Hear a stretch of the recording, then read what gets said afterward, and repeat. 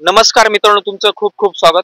मित्रांनो, आजच्या व्हिडिओमध्ये आपण येवला लासलगाव मतदारसंघामध्ये ज्या निवडणुका झाल्या यामध्ये नेमका विजयाचा अंदाज आपण व्यक्त करणार आहे. तर मित्रांनो, व्हिडिओ बघा, व्हिडिओ आवडत व्हिडिओ लाईक करा, शेअर करा व मित्रांनो प्लीज चॅनलला सबस्क्राईब करा.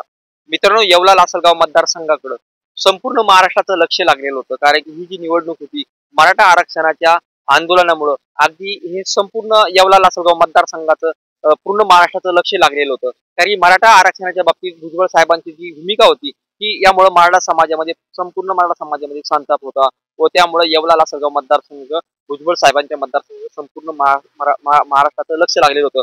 एकंदरीत जर आपण विचार केला की मराठा जर मतदार जर म्हटलं तर येवला लासलगाव मतदारसंघामध्ये ओबीसी विरुद्ध मराठा अशीच एकंदरीत चित्र या ठिकाणी होतं. कारण की भुजबळ साहेब या ठिकाणी जवळपास 2004 साली भुजबळ साहेब विकासाच्या मुद्द्यावर पाण्याचा प्रश्न मार्गी लावण्यासाठी या ठिकाणी आले.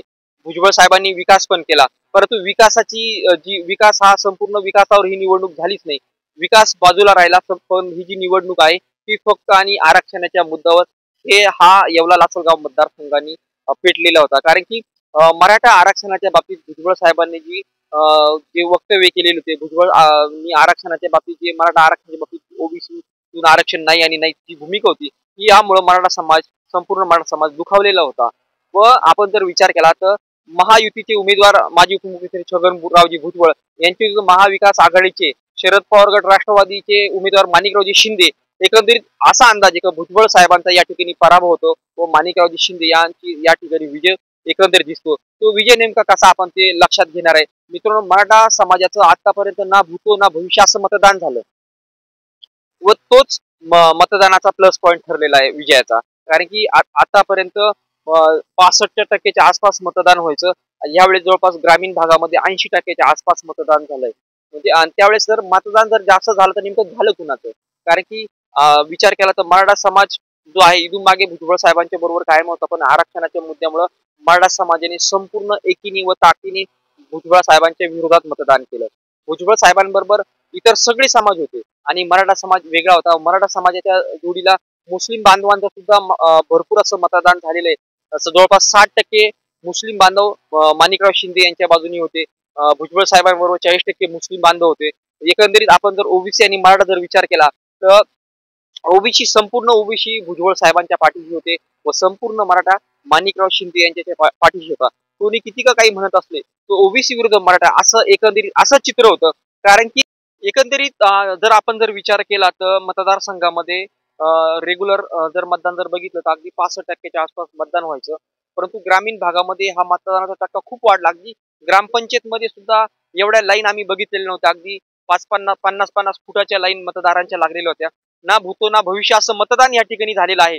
व मतदान नेमकं वाढलं कुणाचं, तर आपण जर विचार केला तर जे ओबीसी बांधव असतील, दलित असतील, आदिवासी असतील किंवा इतर सगळे समाज हे भुजबळांच्या पाठीशी उभे होते, हे नक्कीच खरंय. परंतु मराठा समाजाला जो भुजबळ साहेबांनी जो आरक्षणाच्या बाबतीत जी भूमिका होती ती मराठा समाजाला ती मान्य नव्हती.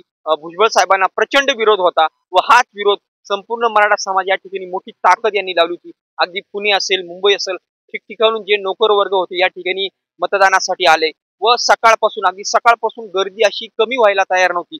भरपूर असं मोठ्या प्रमाणात मतदानाचा टक्का वाढला. कदाचित शहरी भागामध्ये हा टक्का कमी असेल, पण ग्रामीण भागात अगदी 80च्या आसपास हा मतदानाचा टक्का होता. जर मतदानाचा टक्क्याचा जर आपण विचार केला तर मतदानाचा टक्का नेमका वाढला कुणाचा, तर सगळ्यात जो पेटलेला समाज होता हा मराठा समाज होता. दलित किंवा इतर आदिवासी असतील किंवा इतर जे मतदार होते यांचा टक्का भुजबळांच्या पाठीशी होता, परंतु सगळ्यात पेटलेला समाज होता तो म्हणजे मराठा समाज. कारण की मराठा समाजाने पूर्ण ताकद लावली होती व भुजबळ साहेबांचं जे आरक्षणाच्या बाबतीत जी भूमिका होती ती मराठा समाजाला यामध्ये प्रचंड राग होता व हा रागच मराठा समाजाने व्यक्त केला व मतदानाचा टक्का वाढल्यामुळं हा मतदानाचा टक्का एकंदरीत असं चित्र आहे की मराठ्यांचाच मतदानाचा टक्का जास्त वाढलेला आहे. कारण की आपण जर विचार केला तर इथून मागे जे पारंपरिक जे मतदार होते भुजबळांच्या पाठीशी होतेच, म्हणजे समजा आदिवासी असतील, दलित असतील, इतर 12 बलुतेदार मतदार हे भुजबळ साहेबांच्या पाठीशी 100% इथून मागे पण होते, इथून पुढे पण म्हणजे आता पण आहे. परंतु तो मराठा समाज भुजबळांच्या पाठीशी इथून मागे कायम होता. तो मोठा जो गठ्ठा आहे मतदार आहे तो ह्या निवडणुकीला नव्हता. एकंदरीत चित्र असं आहे.